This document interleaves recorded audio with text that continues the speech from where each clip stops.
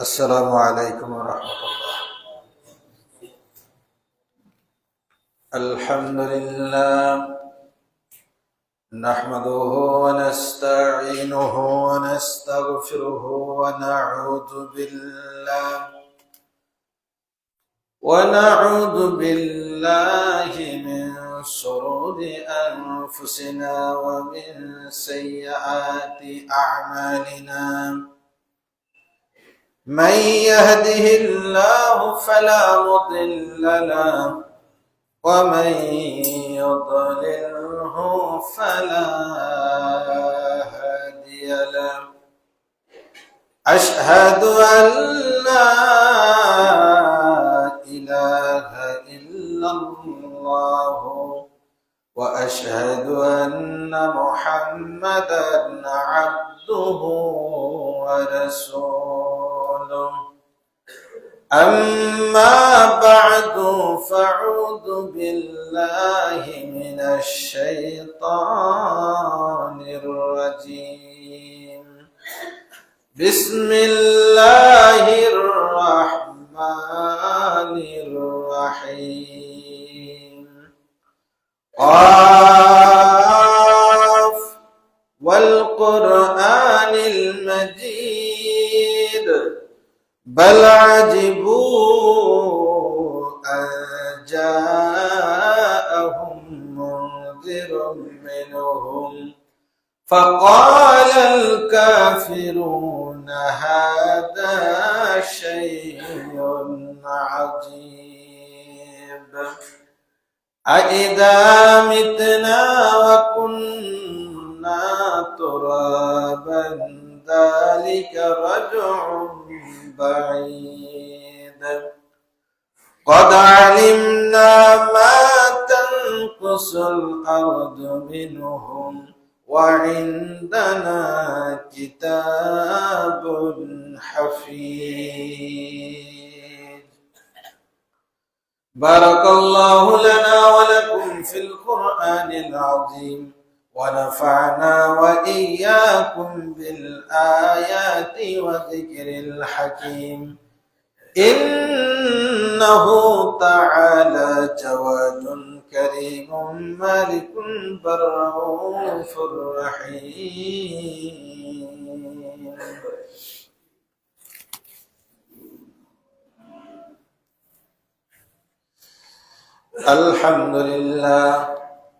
الحمد لله الذي أنار قلوب عباده المتقين بنور كتابه المبين وجعل القرآن شفاء لما في الصدور هدى ورحمة للمؤمنين.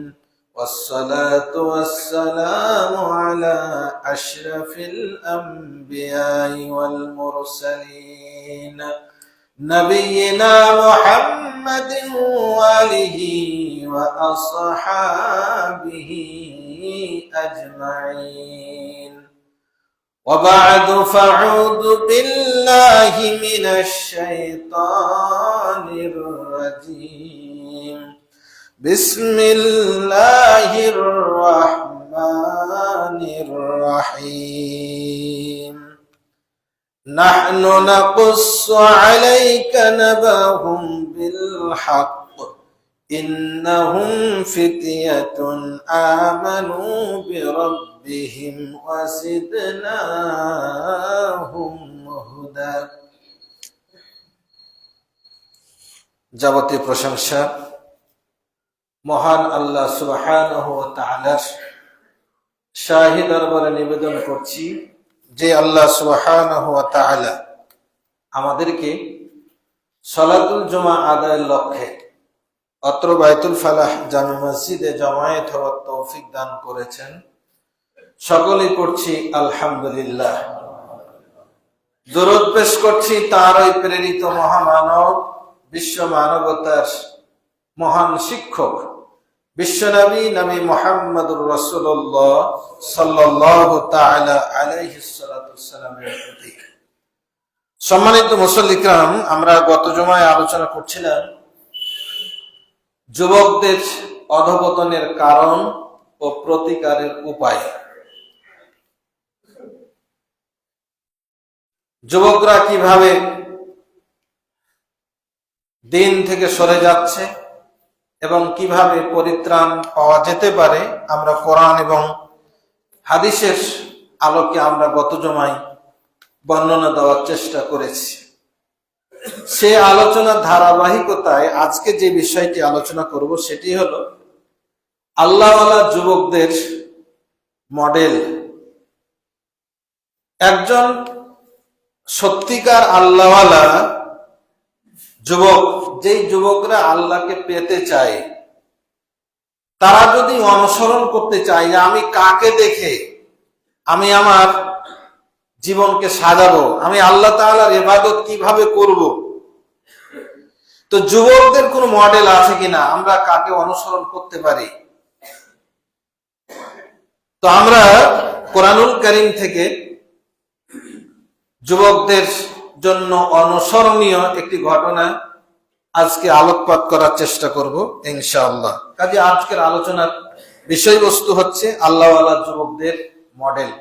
যুব সমাজ যদি এই ওয়াজ, এই বয়ান অনুসরণ করে, ইনশাআল্লাহ তাদের নাজাতের পথ খুলে যাবে ইনশাআল্লাহ। আল্লাহ সুবহানাহু ওয়া তাআলা আমাদের সকলকে আজকের খুতবাটি মনোযোগ দিয়ে শ্রবণ করে আমল করার তৌফিক দান করুন, আল্লাহুম্মা আমিন। সম্মানিত উপস্থিতি,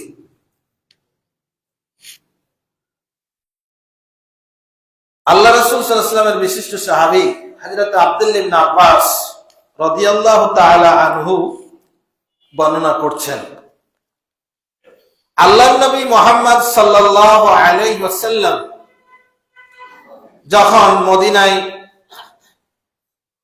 দিন প্রচার শুরু করলেন,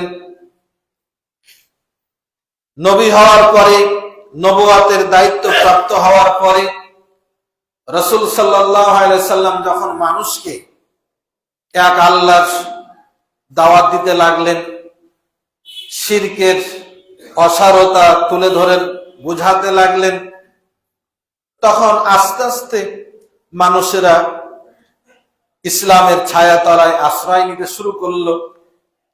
ক্রমশ যখন মুসলমানদের সংখ্যা জুলুম নির্যাতন উপেক্ষা করে যখন বাড়তেই থাকলো, তখন কাফির নেতাদের ঘুম ক্রমশ হারাম হতে লাগলো যে এইভাবে যদি এত নির্যাতন করার পরেও যদি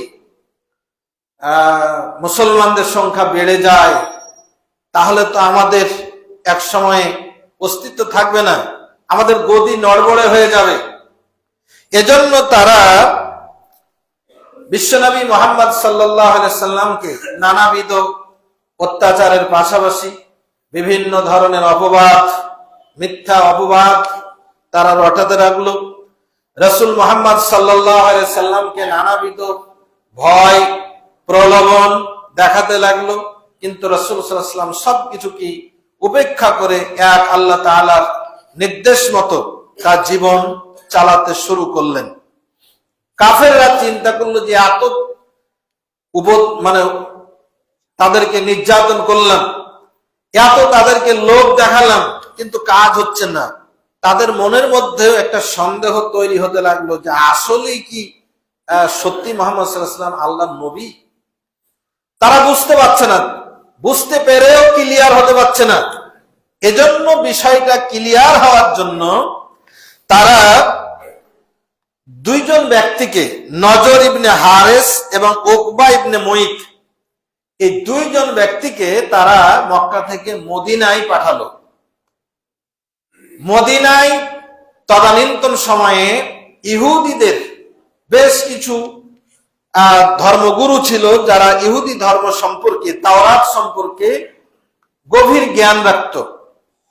তো মক্কার কাফেররা এই নিয়তে পাঠালো যে যেহেতু তারা পূর্বের ধর্ম সম্পর্কে অধিক জানে, সুতরাং তাদের কাছ থেকে জেনে আসা যাক যে আমাদের কাছে যে মুহাম্মদ বিন আব্দুল্লাহ নবী হিসাবে তার দাওয়াত চালাচ্ছে, আসলে সে সত্য নবী কিনা।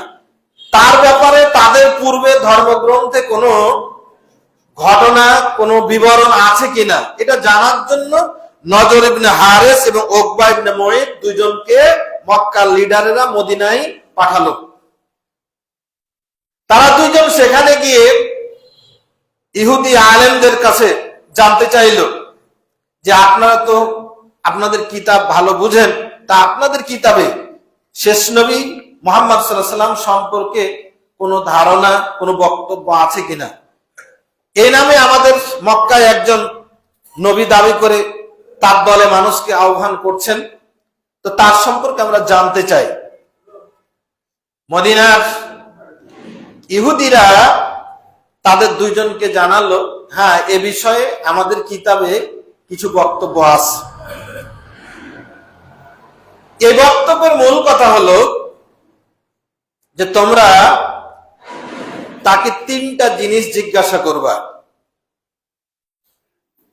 তাকে চিনার জন্য বেশি কিছু প্রয়োজন নাই, আমি তোমাদেরকে তিনটা প্রশ্ন জানিয়ে দিচ্ছি। এই তিনটা প্রশ্ন তোমরা তাকে করবে। যদি সে উত্তর দিতে পারে তাহলে বুঝবা তিনি সত্য নবী এবং তার অনুসরণ তোমরা করবা। আর যদি উত্তর দিতে না পারে তাহলে বুঝবা তিনি তার দাবিতে মিথ্যাবাদী, তোমরা তার থেকে বিরত থাকবা। কি সেই তিনটা প্রশ্ন? প্রশ্নটি, এক নম্বর প্রশ্ন হলো যে আগের যুগে কিছু যুবক তাদের শহর থেকে বেরিয়ে গিয়েছিল, এই যুবকদের ঘটনাটা কি? দ্বিতীয় প্রশ্ন হলো পৃথিবীর ওই ব্যক্তির সম্পর্কে জানতে চাইবা যে সারা পৃথিবী, পূর্ব থেকে পশ্চিম পুরো পৃথিবী যিনি ভ্রমণ করেছিলেন তার ঘটনা কি? সর্বশেষ এবং তৃতীয় প্রশ্ন হলো রূহ বা আত্মা কি জিনিস, এটা প্রশ্ন করবে। এই তিনটা প্রশ্নের জবাব যদি তিনি দিতে পারেন তাহলে তোমরা বুঝবা যে তিনি আসলে সত্য নবী। ঘটনাটি আপনাদের অনেকে জানা আছে, অত্যন্ত পরিচিত এবং প্রসিদ্ধ ঘটনা, তবুও স্মরণ করিয়ে দেওয়ার জন্য এবং এখান থেকে শিক্ষা গ্রহণের জন্যই মূলত আজকের এই ঘটনার বা এই খুতবার অবতারণা। মক্কার এই দুইজন ব্যক্তি তারা মদিনা থেকে মক্কায় ফিরে আসলো, তাদের নেতাদেরকে জানালো যে হ্যাঁ, তাদের ধর্মগ্রন্থে মুহাম্মদ সাল্লাল্লাহু আলাইহি ওয়াসাল্লাম সম্পর্কে কিছু বর্ণনা আছে, তারা আমাদেরকে তিনটা প্রশ্ন জানিয়েছেন তাকে করার জন্য। এবার মক্কার লোকেরা সদল বলে গিয়ে মুহাম্মদ সাল্লাল্লাহু আলাইহি ওয়াসাল্লামকে এই তিনটি প্রশ্ন উপস্থাপন করলো যে আপনি যে নবী দাবি করছেন, তাহলে এই তিনটা প্রশ্নের জবাব দেন। যদি জবাব দিতে পারবেন তাহলে বুঝবো তিনি আপনি আল্লাহর নবী এবং আমরা আপনার অনুসরণ করব। আর যদি জবাব দিতে না পারেন তাহলে বুঝবো আপনি মিথ্যাবাদী এবং আপনাকে আমরা প্রতিহত করব। মুহাম্মদ সাল্লাল্লাহু আলাইহি ওয়াসাল্লাম তাদের এই প্রশ্নের জবাবে বললেন যে আগামীকালকে বলবো। তিনি কি বললেন? আগামীকালকে বলবো। রাসূল সাল্লাল্লাহু আলাইহি ওয়াসাল্লামের এই তিনটা প্রশ্নের জবাব জানা ছিল না। তিনি ভাবলেন যে আল্লাহ তাআলা নিশ্চয় ওহীর মাধ্যমে আমাকে জানাবেন এবং সেই আলোকে আমি এর জবাব দেব। কিন্তু রাসূল মুহাম্মদ সাল্লাল্লাহু আলাইহি ওয়াসাল্লাম ইনশাআল্লাহ শব্দটি, বাক্যটি বলেননি। তিনি সরাসরি বললেন যে আমি কালকে তোমাদেরকে বলবো।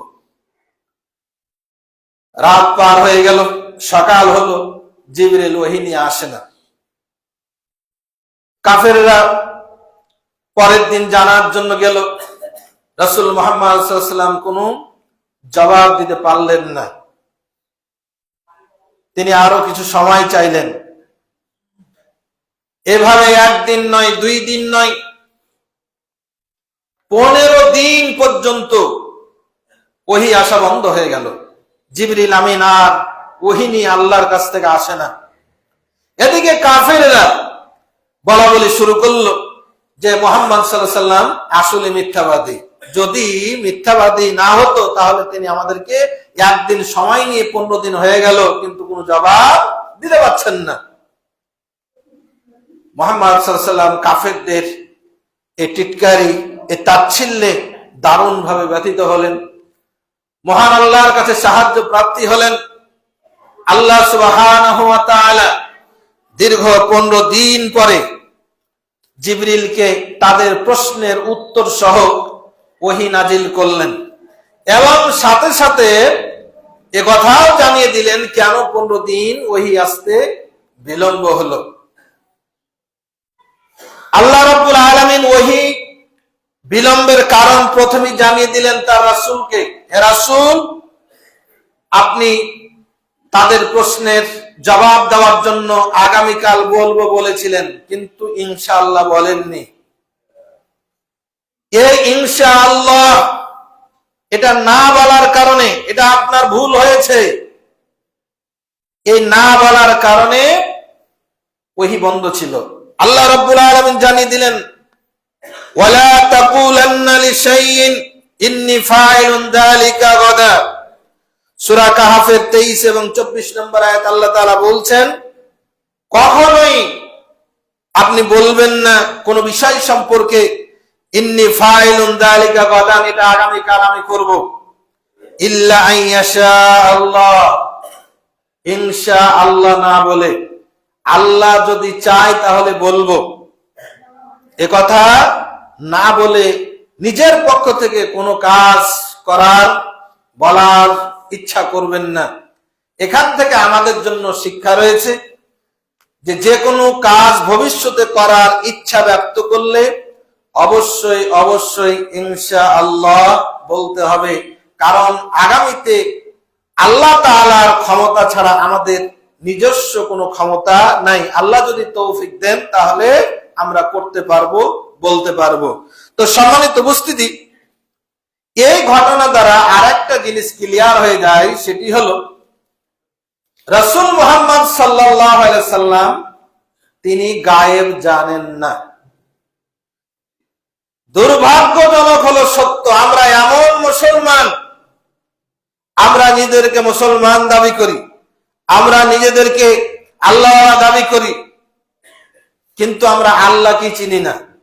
আমরা রাসূল প্রেমিক বলে নিজেদেরকে জাহির করি, রাসূলের অবমাননা সহ্য করব না মর্মে মিছিল মিছিল আন্দোলন সংগ্রাম করি, কিন্তু রাসূলকেই চিনি না, রাসূল সম্পর্কে আমাদের মৌলিক ধারণা নাই।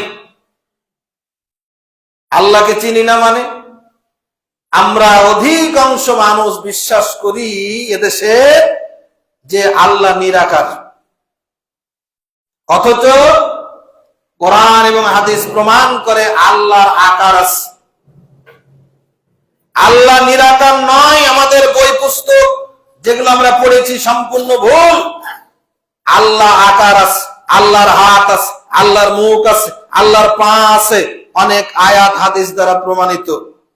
কিন্তু আল্লাহর হাত, আল্লাহর মুখ, আল্লাহর চোখ, আল্লাহর কান কেমন, এটা কারোর সাথে তুলনা করা যাবে না। লাইসা কামিসলিহি শাই, আল্লাহর সঙ্গে কারো কোনো তুলনা চলবে না। আল্লাহর হাত কেমন, আল্লাহর মতন, আল্লাহর কান কেমন, আল্লাহর মতন, আল্লাহর পা কেমন, আল্লাহর মতন, কারোর সাথে তুলনা করা যাবে না। কিন্তু আল্লাহর একটা কি আছে, আকার আছে। আমরা বলি আল্লাহ সর্বত্র বিরাজমান, কিন্তু আল্লাহ তাআলা কোরআনুল কারিমে বলছেন আর রহমানু আলাল আরশি ইস্তাওয়া, আল্লাহ মহান আরশে সমাসীন। আল্লাহর অবস্থান হলো আরশের উপরে। আল্লাহ সর্বত্র বিরাজমান মানে আল্লাহর ক্ষমতা, আল্লাহর নিয়ন্ত্রণ সর্বত্র, কিন্তু আল্লাহর অবস্থানের জায়গা হলো আরশে। আল্লাহ যদি অবস্থান না থাকে, আল্লাহর যদি আকারই না থাকে, অনেক হাদিসে আছে যে কিয়ামতের দিন মানুষ পূর্ণিমার চাঁদকে যেভাবে সবাই মিলে একসাথে দেখতে পারে, আল্লাহ তাআলাকে মুমিন ব্যক্তিরা এইভাবে সবাই মিলে একসাথে দেখবে, কারো কোনো হুড়োহুড়ি প্রয়োজন হবে না, সবাই দেখবে। তো আল্লাহ তাআলার যদি অবস্থানই না থাকে, আল্লাহ তাআলার যদি আকারই না থাকে, ঈমানদাররা দেখবে কি? যারা আল্লাহ তাআলার এই সমস্ত আকীদায় বিশ্বাসী, ইনশাআল্লাহ আমরা বিশ্বাস করি হাসরের ময়দানেও আল্লাহ তাআলাকে আমরা তার স্ব আকৃতিতে দেখব ইনশাআল্লাহ। যারা আল্লাহর আকারে বিশ্বাস করে না তারা কি দেখবে? যারা আল্লাহকে নিরাকার বলে তারা আল্লাহকে কি দেখবে?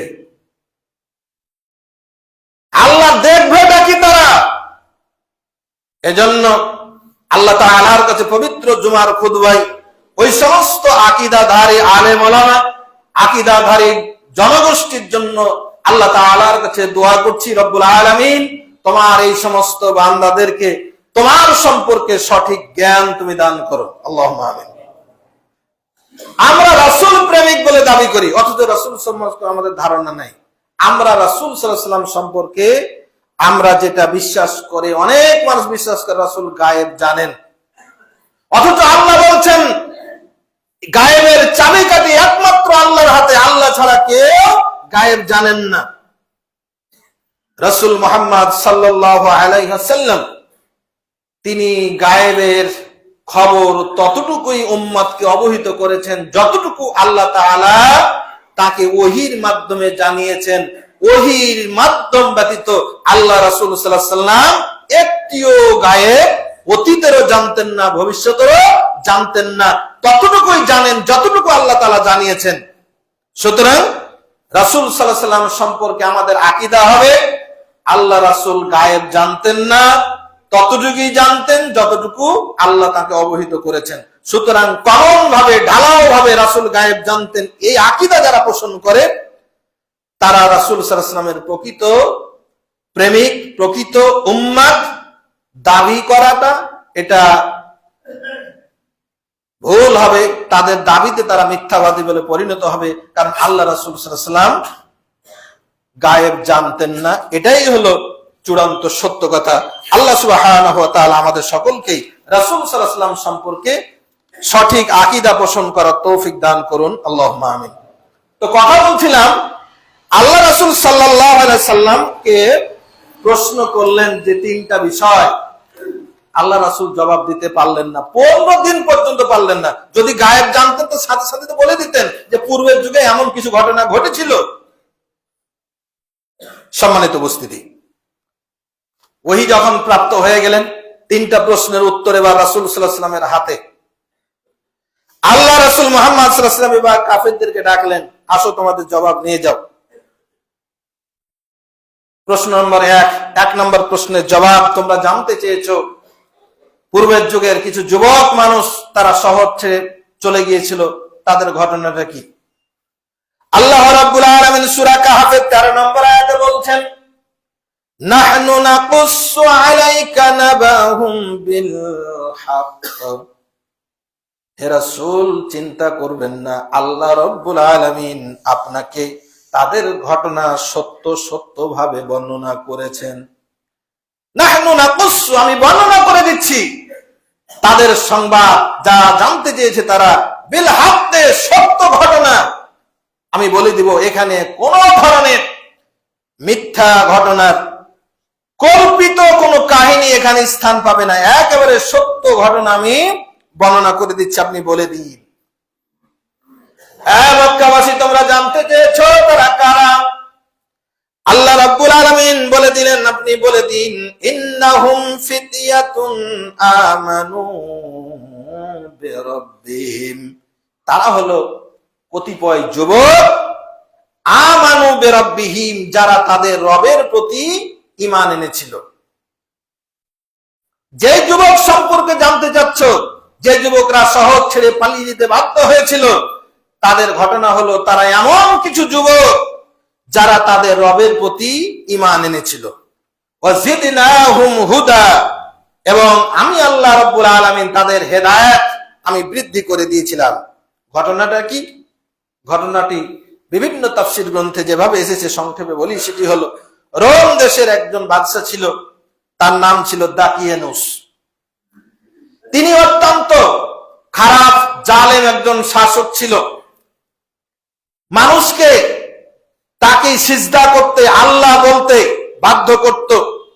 একবার বাদশা দাকিয়ানুস একটা মেলার আয়োজন করলো, যেই মেলায় বিভিন্ন আমোদ প্রমোদ হবে, বেচা কিনা হবে, পূজা অর্চনা হবে, বিভিন্ন ধরনের একটা মেলার অনুষ্ঠান করলো, এবং এই মেলায় সকলকে যাওয়ার জন্য আহ্বান জানালো। মানুষেরা দলে দলে সেই মেলায় গমন করলো। মানুষেরা দলে দলে সেই দলে গমন করলো মেলায়। আনন্দ ভ্রমণ করছে, শিরকে লিপ্ত হচ্ছে, পাপাচারে লিপ্ত হচ্ছে। এই মেলার ভিতর থেকে কয়েকজন যুবক তারা মেলার ভিতর থেকে বের হয়ে চলে আসলো।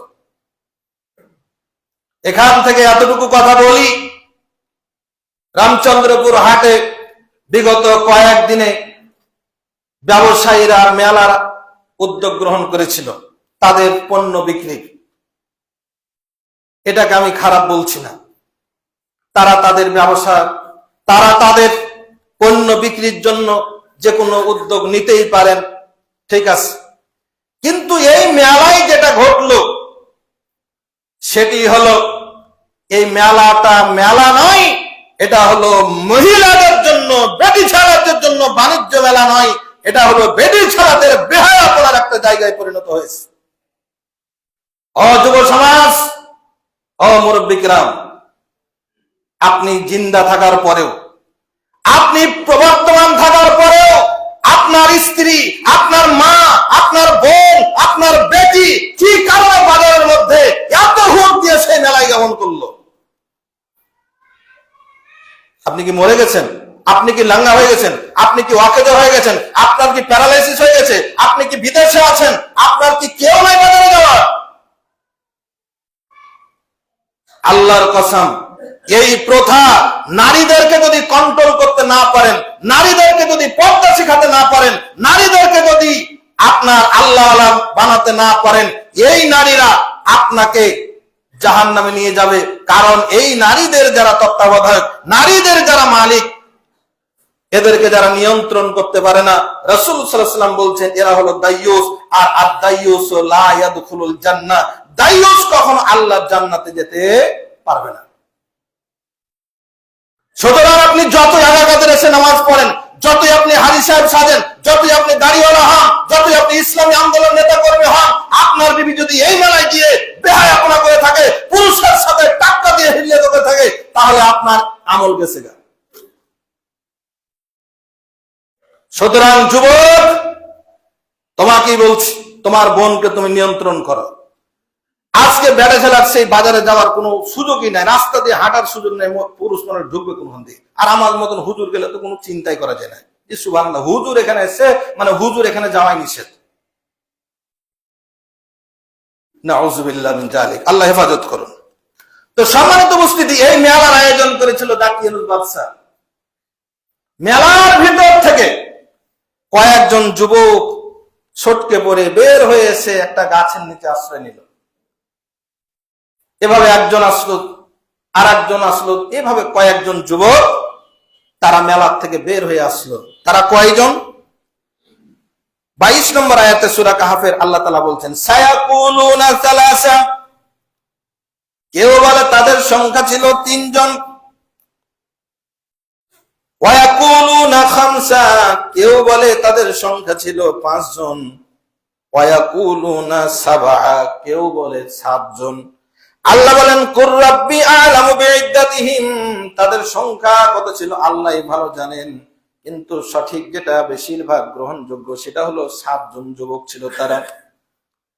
এই 7 জন যুবক গাছের তলায় তার আশ্রয় নিয়েছে, কেউ কারোর সাথে কথা বলে না।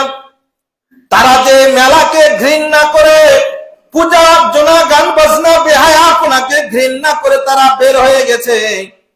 সঙ্গে যে লোকটা আছে, যুবকটা আছে, সেও হয়তো রাজার চর হতে পারে, এইভাবে নিজের কোনো পরিচয় গোপন করে না। অনেক সময় পার হয়ে যায়, প্রত্যেকেই ভয়ে ভয়ে তারা নিজেকে গোপন রেখে ওখানে অবস্থান করে। অনেক সময় যাওয়ার পরে একজন যুবক সাহস করে বলল, ভাই, ওদিকে মেলা চলছে, আনন্দ ফুর্তি চলছে, কেন তোমরা এখানে একাকী গুটিয়ে রেখেছো? আমরা প্রত্যেকেই নিজের পরিচয় প্রকাশ করি, কি কারণে এসেছি। সবাই একে একে বলতে লাগলো, ভাই, আমাদের রাজার এই কর্মকাণ্ড ভালো লাগে না, বেহায়াপনা ভালো লাগে না, শিরকের কর্মকাণ্ড ভালো লাগে না, এগুলো আমার পছন্দ হয় না, যার কারণে আমি এই জায়গায় এসেছি। দেখা গেল মতামত প্রকাশ করতে গিয়ে সবার মত একই রকম হয়ে গেল। সবাই আল্লাহর ভয়ে এই শিরকে, বেহায়াপনাকে ঘৃণা ভরে ছুড়ে ফেলে বাঁচার জন্য তারা তারা গাছের নিচে আশ্রয় নিয়েছে। আল্লাহু আকবার। তারা যখন মতামত একত্রিত হয়ে গেল, আল্লাহ রাব্বুল আলামিন তাদের ব্যাপারে বললেন ওয়াজিদনাহুম হুদা, আমি রব্বুল আলামিন তাদের হেদায়াতকে, তাদের মনোবলকে আমি আল্লাহ আরো বাড়াইয়া দিলাম। তাদের ইমানি জোর আরো বৃদ্ধি পেল। তারা ওখানে একটা সিদ্ধান্ত নিল, তারা একত্রিত হয়ে আল্লাহ তাআলার ইবাদত করবে, আর তাদের মেলায়, তাদের পূজায়, তাদের সাংস্কৃতিক অনুষ্ঠানে, তাদের কোনো কর্মকাণ্ডে নিজেকে আর সম্পৃক্ত করবে না। এরা আলাদাভাবে ইবাদত বন্দেগী শুরু করলো। তাদের এই পৃথক হয়ে যাওয়ার খবর রাজার কানে পৌঁছে গেল। আপনার রাজ্যে 7 জন যুবক আছে, আপনার দিন মানে না, আপনার আদর্শ, আপনার সংস্কৃতি মানে না, আপনার দেশের আপনার দেশের নিয়ম নীতি মানে না, এরা আলাদা, কোন নাকি আল্লাহর এরা বিধান পালন করছে। সঙ্গে সঙ্গে ফরমান জারি হয়ে গেল, তাদেরকে ধরে নিয়ে আসো, গ্রেফতার করে নিয়ে আসো। রাজার সেনাবাহিনী, রাজার কর্মকর্তারা তাদেরকে গ্রেফতার করে নিয়ে আসলো। নিয়ে আসার পরে রাজা তাদেরকে জিজ্ঞেস করলো, এ যুবক, তোমরা কে? তোমাদের পরিচয় কি? শুনলাম তোমরা নাকি আমার রাজ্যের বিধান তোমরা মানো না, তোমরা ভিন্ন কাজ জন্য ইবাদত করো। আল্লাহ রাব্বুল আলামিন তাদের কি জবাব ছিল কোরআনুল কারীমের সূরা কাহফের 14 নম্বর আয়াতে বলছেন, ওয়ারাবাতনা আলা কুলুবিহিম ইয কামু। রাজার সামনে তাদেরকে যখন দাঁড় করা হলো, তারা যখন জবাবদিহি করার জন্য দাঁড়ালো, আল্লাহ বলছেন আমি তাদের অন্তরকে মজবুত করে দিলাম, তাদের অন্তরকে আমি একেবারে শক্ত করে দিলাম, যেন তারা কোনো ভয় না পায়। ফাকালু, যুবকরা বলল, ও রাজা, আপনি জানতে চেয়েছেন কোন রবের আমরা ইবাদত করি? শুনে রাখুন, রব্বুনা রব্বুস সামাওয়াতি ওয়াল আরদ, আমরা যেই রবের ইবাদত করি সেই রব হলেন 7 আসমানের মালিক, জমিনের মালিক, ওই রবের আমরা ইবাদত করছি। বাদশা বলে, ছেলেরা, তোমরা কি আমার দাসত্ব করবে না? আমার রাজ্যে আমার আনুগত্য করবে না? যুবকরা জবাব দিল, লান নাদউ মিন দুনিহি ইলাহান লাকাদ কুলনা ইদান শাতাতা। বাদশা জেনে রাখুন, লান নাদউ, কখনোই ডাকবো না, মিন দুনিহি ইলাহান, আল্লাহ ছাড়া কোনো ইলাহ আমরা অন্য কাউকে মানি না। কারণ যদি আমরা আল্লাহ ছাড়া অন্য কারো ইবাদত করি, আল্লাহ ছাড়া কাউকে যদি মাথা পেতে মেনে নেই, তাহলে এটা অনেক গর্হিত কাজ হয়ে যাবে, অন্যায় হয়ে যাবে। এবার বাদশা বললাম, জাতির এই লোকেরা আমরা সবাই বাদ নাকি? তোমরা সব বুঝে গেছো? রাজ্যের এতগুলো মানুষ সব ভুল, তোমরাই ঠিক। যেমন আমাদের সমাজেও যদি কোনো আল্লাহওয়ালা বান্দা, আল্লাহর কোনো বান্দা যদি আল্লাহ দ্বীনকে সঠিকভাবে মানতে চায়, তাহলে তাদের সম্পর্কে এই ধরনের মন্তব্য করে। সারা বিশ্বের এতগুলো আলেম ওলামা, এতগুলো মানুষ, এতগুলো পীর বুজুর্গ সবাই ভুল, তোমরা ঠিক।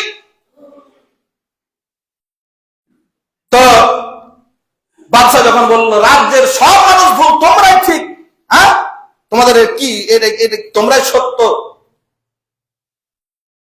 যুবকরা বলল, কি বলল? আল্লাহ তাআলা সূরা কাহফের 15 নম্বর আয়াতে বলছেন, হাউলাই কওমুনা, বাদশা আপনি যেই মানুষদের কথা বলছেন, রাজ্যের সমস্ত মানুষের কথা বলছেন, হাউলাই কওমুনা, এরা আমাদের জাতি, ইত্তাখাযু মিন দুনিহি আলিহা, এই সমস্ত জাতি অধিকাংশের দোহাই দিয়ে আপনি আমাদেরকে দমন করতে যাচ্ছেন। শুনে রাখুন, এই সমস্ত জাতি সবাই আল্লাহ ছাড়া অন্য কাউকে ইলাহ হিসাবে গ্রহণ করে নিয়েছে। লাউলা ইয়াতুনা আলাইহিম বিসুলতানিন বাইয়িন, তারা কেন আনে না? তারা যে শিরক করছে, তারা যে অন্যায় করছে, অশ্লীলতা করছে, এটা করার পক্ষে আপনার জনগণের, আমার কওমের দলিল কোথায়?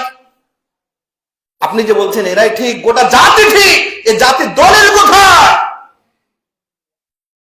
ফামান আযলামু মিম্মান ইফতারা আলাল্লাহিল কাযিবা, আল্লাহর উপরে যারা মিথ্যা কথা বলে তার চাইতে বড় জালেম আর কেউ হতে পারে না। আমরা যে আল্লাহর ইবাদত করি, আমাদের দলিল আছে, এই নেন, আমাদের দলিলের ভিত্তিতে আমরা আল্লাহর পথে চলছি। আর আপনি, আপনার জাতি, গোটা দেশ আল্লাহর বিরোধী চলছে, আপনাদের কোনো দলিল নাই। আপনি ঠিক বলছেন, তাহলে দলিল দেন। দলিল কোথায়?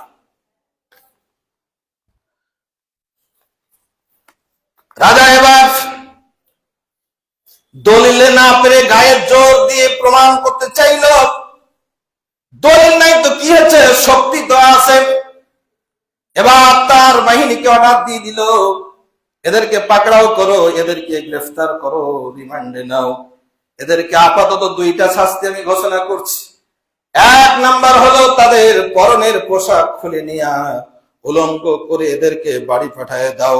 একটা রাত আমি তাদেরকে সুযোগ দিলাম, এই রাতের মধ্যে যদি তারা তাদের সেই রবকে বাদ দিয়ে আমাদের দেশের নিয়ম কানুন যতদিন না মানবে, তোমরা তাদেরকে পরবর্তীতে শাস্তি দেব। এক রাত সময়। তাদের পরনের পোশাক খুলে নিয়ে যখন তাদের ছেড়ে দিল, রাজা মনে করেছিল তাদের এই শাস্তির ভয়ে তারা তাদের ধর্মে ফিরে আসবে।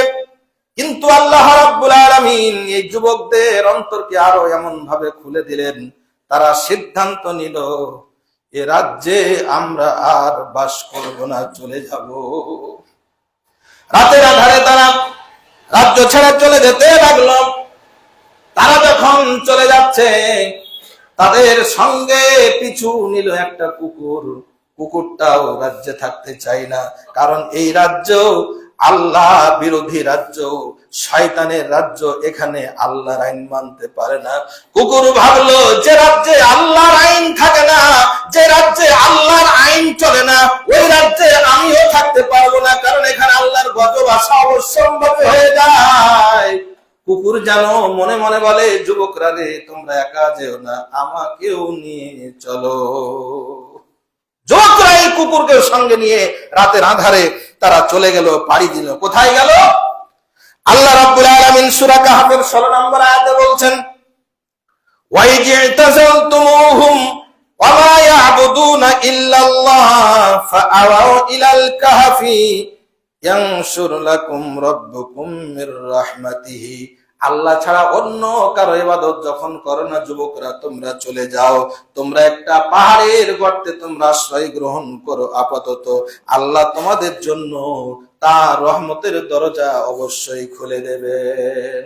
একটা গর্তে তারা আশ্রয় গ্রহণ করলো।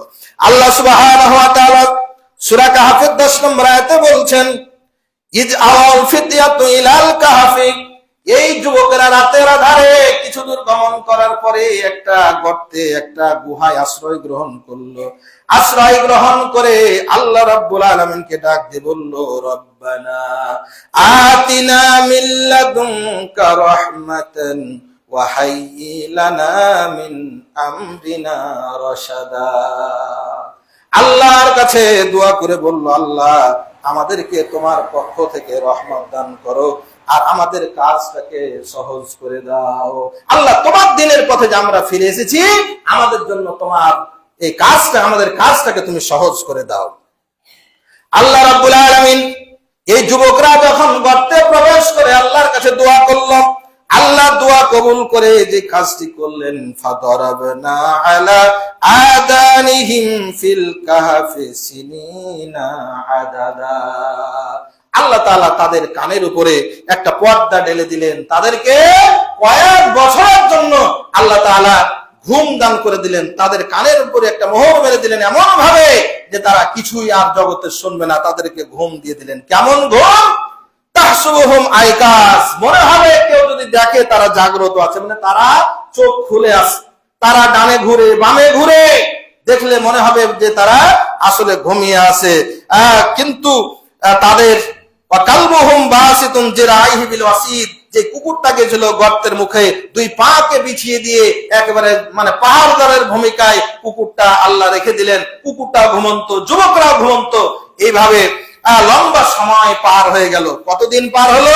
আল্লাহ সুবহানাহু ওয়া তাআলা কোরআনুল কারীমে বলছেন, যে তারা ওয়ালাবিসু ফি কাহফিহিম সালাসা মিয়াতিন সিনিন ওয়াজদাদু তিসআ, 309 বছর। সুবহানাল্লাহ, 309 বছর আল্লাহ তাআলা এইভাবেই তাদেরকে ঘুমের মধ্যে পার করে দিলেন। রব্বুল আলামিন বলছেন সুম্মা বাসনাহুম, আমি 309 বছর পরে এদের ঘুম ভাঙালাম। ঘুম ভাঙার পরে তারা যখন ক্ষুধা অনুভব করলো, তারা একে অপরে বলতে লাগলো কামলা বিস্তম, এ ভাইরা আমরা কতক্ষণ ধরে এখানে ঘুমিয়ে আছি। কেউ বললো ইয়াওমান, কেউ বললো বাজা ইয়াওমিন, আমরা একদিন অথবা এক বেলা আমরা ঘুমিয়েছিলাম। মানে তারা সকালবেলা রাতের শেষ দিকে ঢুকেছে, অবস্থাটা ঘুম যখন ভাঙে তখন বিকেল গড়িয়ে এরকম একটা অবস্থায় তারা ঘুম ভাঙে। ওরা মনে করে হয়তো আমরা একটা দিন বা একটা বেলা আমরা ঘুমিয়েছিলাম। আল্লাহ রাব্বুল আলামিন বললেন ক্বালু রাব্বুকুম আ'লামু বিমা লাবিসতুম, হে যুবকরা তোমরা জানো না তোমরা কতদিন অবস্থান করেছিলা। তোমরা এক বেলা নয়, একদিন নয়, তোমরা গর্তের মধ্যে 309 বছর ঘুমিয়ে আছো। 309 বছর এভাবে ঘুমিয়ে আছো। এটা আমি আল্লাহ রাব্বুল আলামিন তোমাদেরকে এইভাবে রেখে দিয়েছি। তোমরা তাকিয়ে আছো, ডানে বামে কাত হচ্ছ, সূর্যের আলো গর্তটা এমন ভাবে আছে, সূর্যের আলো যায় আসে গর্তের মধ্যে পড়ে, কিন্তু তারা সবকিছু অনুভব করে, কিন্তু তাদেরকে সূর্যের তাপ লাগে না। এইভাবে আল্লাহ রাব্বুল আলামিন 309 বছর রেখে দিলেন। ফাবাসু আহাদাকুম বিওয়ারাকিকুম হাদিহি ইলাল মাদিনা, তারা ক্ষুধা অনুভব করলো, তাদের কাছে কিছু পয়সা ছিল, তারা একজনকে বলল ভাই যাও বাজার থেকে কিছু খাবার কিনে নিয়ে আসো। তারা ভয়ে ভয়ে বাজারে গেল, যে কেউ যেন চিনতে না পারে। ভয়ে ভয়ে বাজার কিছু কেনার জন্য গেল। তো বাজারে কিছু খাদ্য সামগ্রী কেনার পরে যখন টাকাগুলো দিল, পয়সাগুলো, দোকানদার আশ্চর্য হয়ে বলে ভাই কি দিচ্ছেন এটা? কেন টাকা? টাকা মানে এই কোন যুগের কি আপনি দিচ্ছেন? কোন যুগের মানে? আরে ভাই আমি তো এই শহরের মানুষ, আমাকে চিনছেন না আপনি? না এই টাকা তো দোকানদার ভাই দেখেন তো, এই লোক যে আমাদেরকে টাকা দিচ্ছে এটা কোন আমলের টাকা দেখেন তো। ওই দোকানদার দেখা গেল। আরে ভাই আপনি মানে লোকটা তো আশ্চর্য হয়ে গেল, বলেন কি আমরা? তো যখন সবাই মিলে ধরলো যে এই টাকা কোথায় পেলাম, ঘটনা খুলে বলল। ওরা তখন সবাই মিলে দোকানদাররা ধরে লোকটিকে রাজার কাছে নিয়ে গেল। এই বাবা তোমার বাড়ি কোথায়? তুমি বলছো এখানকার মানুষ। তো হিসাব করে মুদ্রাটা মিলিয়ে রাজা দেখলো এটা 300 বছর আগের বাদশাহ দাকিয়ানুস আমলের লোক। সমস্ত ঘটনা যখন তিনি খুলে বললেন তোমরা কোথায় আছো, কিভাবে আছো? বলে চলো দেখতে যাই। সকলকে নিয়ে যখন দেখতে আসলো গর্তের ভিতরে, বললেন ঠিক আছে আপনারা একটু বাইরে দাঁড়ান, আমি আমার ভাইদেরকে একটু খবরটা দেই। ভিতরে ঢুকে কি করলো, আল্লাহ বেখবরের একটা পর্দা তাদের মধ্যে ঢেলে দিল। তারাও জানলো না আর কি হলো, লোকটাও কি হলো, আর কোরআনে আর বর্ণনা দেওয়া হয়নি। তো সম্মানিত উপস্থিতি, এইভাবে আল্লাহ সুবহানাহু ওয়া তাআলা তার দ্বীনের পথে চলার জন্য আল্লাহ তাআলা যুবকদেরকে হেফাজত করেছেন। সুবহানাল্লাহ। আজকে আমার খুতবার আলোচ্য বিষয় হলো যুবকদের মডেল, যুবকদের নমুনা। ও যুবকরা, আজকে সমাজের সাথে গা ভাসিয়ে না দিয়ে, আজকে অধিকাংশের জোয়ারে গা ভাসিয়ে না দিয়ে, আল্লাহ এবং তার রাসূল যে ইসলাম আমাদেরকে দিয়েছেন, যে দ্বীন আমাদেরকে দিয়েছেন, এই দ্বীনকে আঁকড়ে ধরে চলার জন্য এই একটা ছোট্ট ঘটনায় আমাদের জন্য যথেষ্ট হয়ে যেতে পারে। এই যুবকেরা গোটা দেশ একদিকে, মাত্র 7 জন যুবক একদিকে, তারা বলিষ্ঠ কণ্ঠে রাজার কাছে তার রবের পরিচয় পেশ করেছেন। যখন বুঝতে পারলেন যে না এখানে আমরা টিকতে পারবো না, তারা চলে গেছেন। আল্লাহ সুবহানাহু ওয়া তাআলা তাদেরকে এমন ভাবে হেফাজত করেছেন, এমন ভাবে রহমত দিয়েছেন। আল্লাহ তাআলা 309 বছর পর্যন্ত দুনিয়াতে হেফাজত করেছেন। যে জালেম সরকার তাদেরকে নির্যাতন করেছিল, তাদেরকে কয়েক বছরই আল্লাহ শেষ করে দিয়েছেন। সুতরাং যারা মনে করে যে ইসলাম পন্থীদেরকে খতম করে দেওয়া যাবে না, সত্যিকার ইসলাম যদি পালন করে সংখ্যায় কম হলেও বাতিলেরা ধ্বংস হয়ে যাবে, সত্যপন্থী ইসলাম পন্থীরা চিরদিনই বিজয়ী থাকবে, বিজয়ী থাকবে, বিজয়ী থাকবে, এটাই আল্লাহর ওয়াদা। সম্মানিত উপস্থিতি, যুবকদের কাছে অনুরোধ করব, এই ঘটনা থেকে শিক্ষা নিয়ে আমরা সত্যের সন্ধানী হয়ে সত্যকে জেনে সত্যের পথে থাকবো। কোন বাতিলের সাথে কোন সম্পর্ক স্থাপন করা যাবে না। আল্লাহ সুবহানাহু ওয়া তাআলা আমাদেরকে বাতিল থেকে হেফাজত করে সত্যের সৈনিক হিসেবে যেন কবুল করেন। আল্লাহুম্মা আমিন। এই যুবকদের এই কাহিনী সম্বলিত এই সূরাটা আল্লাহ এত মর্যাদাবান করে দিলেন, যেই কাহাফ, এই গর্তবাসী, গর্তের গুহাবাসী, এই কাহাফ নামে আল্লাহ তাআলা একটা সূরা নাযিল করে দিলেন। এই সূরাটার এমন একটা ফজিলত দিয়ে দিলেন, রাসূল মুহাম্মদ সাল্লাল্লাহু আলাইহি ওয়াসাল্লাম বলছেন, কেউ যদি সূরা কাহাফের প্রথম 10 আয়াত, কোন হাদিসে আছে শেষের 10 আয়াত যদি কেউ মুখস্থ করতে পারে, কিয়ামতের আগে যখন দাজ্জাল আসবে, দাজ্জালের ফিতনা থেকে আল্লাহ তাআলা তাকে হেফাজত করে দিবেন। সুবহানাল্লাহ। আল্লাহ রাসূল সাল্লাল্লাহু আলাইহি ওয়াসাল্লাম আরো বলছেন, কেউ যদি শুক্রবারের দিন সূরা কাহাফ তেলাওয়াত করে, এক শুক্রবার থেকে আরেক শুক্রবার পর্যন্ত তার জন্য এই সূরাটা নূরে নূরান্বিত হয়ে যায়, তার ঈমানের আলো বৃদ্ধি পেয়ে যায়। আল্লাহ রাসূল সাল্লাল্লাহু আলাইহি ওয়াসাল্লাম আরেকটি হাদিসে বলছেন, এই সূরাটি আল্লাহ রাসূলের একজন সাহাবী পাঠ করছিলেন, আল্লাহ তাআলা তাকে সরাসরি মেঘমালা দিয়ে, মেঘ তার মাথার উপরে যতক্ষণ সূরা পড়ছেন ততক্ষণ পর্যন্ত এক খণ্ড মেঘ এসে তাকে ছায়া দান করছেন, ছায়া দান করতেই আছেন তার মাথার উপর থেকে। আল্লাহ রাসূলকে যখন ঘটনা বললেন, আল্লাহ রাসূল বলছেন, হাদিহি সাকিনা, এটাই হলো আল্লাহর সাকিনা, আল্লাহর রহমত। কোরআনের এই সূরা পাঠ করার জন্য তোমার উপর আল্লাহ তাআলা এই রহমত নাজিল করেছেন। সুবহানাল্লাহ। সম্মানিত উপস্থিতি, যুবকরা, মানুষেরা, মুসল্লিকরা, আপনাদের প্রতি অনুরোধ থাকবে, প্রতি শুক্রবারে অন্তত এই সূরাটা পড়বেন, পড়ার চেষ্টা করবেন। যদি মুখস্থ না থাকে, পড়তে না জানেন, মোবাইল তো বাড়িতে আছে, সূরা কাহাফ বলে সার্চ দিয়ে তেলাওয়াতটা শুনবেন, তবু আপনার সওয়াব হবে ইনশাআল্লাহ। এবং সবচেয়ে বড় যে কথাটি, সেটি হলো এই আসহাবে কাহাফের যে ঘটনা, এই যুবকদের যে ঘটনা, এই ঘটনা থেকে শিক্ষা নিয়ে আমাদেরকে আল্লাহ দ্বীনের পথেই আমাদেরকে অটল থাকতে হবে। কোনোভাবে বাতিলের সাথে কোনোভাবে আপোষকামিতায় যাওয়া যাবে না। আল্লাহ সুবহানাহু ওয়া তাআলা আমাদের সকলকে এখান থেকে সবক হাসিল করার তৌফিক দান করুন। আল্লাহুম্মা আমিন। আল্লাহ সুবহানাহু ওয়া তাআলার কাছে ফরিয়াদ করছি, রব্বুল আলামিন, আমাদের প্রাণপ্রিয় মাতৃভূমি বাংলাদেশকে তুমি হেফাজত করো। এদেশের মানুষদেরকে আল্লাহ তুমি এই যুবকদের একেবারে মতো করে আদর্শ মানুষ হিসেবে তুমি গঠন করে দাও। রব্বুল আলামিন, আমাদের দেশের শাসক শাসিত সকলের জন্য এমন আদর্শবান মানুষ আল্লাহ তুমি আমাদেরকে উপহার দাও। রব্বুল আলামিন, বাইতুল ফালা জামে মসজিদের সকল মুসল্লিকে 5 ওয়াক্ত নামাজি সহ এই যুবকদের অনুসরণ করার তৌফিক দান করো। আল্লাহুম্মা আমিন। আল্লাহ, তোমার কাছে ফরিয়াদ জানাচ্ছি, আমাদের যে সমস্ত মুসল্লি আমাদের মাঝ থেকে দুনিয়া থেকে চলে গেছেন, আল্লাহ তুমি তাদেরকে জান্নাতুল ফেরদাউস নসিব করো। আল্লাহুম্মা আমিন। খাস করে দোয়া চেয়েছেন, গতকালকে আমাদের বগিপাড়ার আমাদের সম্মানিত মুসল্লি জনাব শফিকুল ইসলাম ভাই মারা গেছেন। অসুস্থ হওয়ার আগ পর্যন্ত তিনি 5 ওয়াক্ত নামাজ পড়তেন, মসজিদে আসতেন। তার মাগফিরাতের জন্য তার সন্তানেরা দোয়া চেয়েছেন 1000 টাকা দান করে। আল্লাহ তাআলা তাদের দান কবুল করে তাদের আব্বাকে আল্লাহ জান্নাতের মেহমান হিসেবে কবুল করুন। খাস করে অসুস্থতাকালীন সময়ে অনেকের সাথে হয়তো ব্রেন স্ট্রোক করার কারণে নানাভাবে হয়তো ভুলভাল বকতেন, মনোকষ্ট পেয়ে থাকলে সকলের কাছে তারা মাফ চেয়েছেন। আমরা সকলকেই তাকে ক্ষমা করে দেই এবং তাকে আমরা দোয়া করি আল্লাহ তাআলা যেন তাকে জান্নাতি মানুষ হিসেবে কবুল করেন। আল্লাহুম্মা আমিন। আমাদের মুসল্লি জনাব সোনা খলিফা, তার নাতনি হয়েছে, এই জন্য 500 টাকা শুকরাতন দান করেছেন। আল্লাহ তাআলা দান কবুল করে তার নাতনিকে আদর্শ মানুষ হিসেবে কবুল করুন। আল্লাহুম্মা আমিন। আল্লাহ সুবহানাহু ওয়া তাআলা আমাদের প্রত্যেকের দানকে কবুল করুন, মনস্কামনা যেন পূর্ণ করেন। আল্লাহুম্মা আমিন। রব্বানা আতিনা ফিদ দুনিয়া হাসানাতাও ওয়া ফিল আখিরাতি হাসানাতাও ওয়া কিনা আযাবান নার। রব্বানা হাব লানা মিন আজওয়াজিনা ওয়া যুররিয়্যাতিনা কুররাতা আইনি ওয়াজআলনা লিল মুত্তাকিনা ইমামা।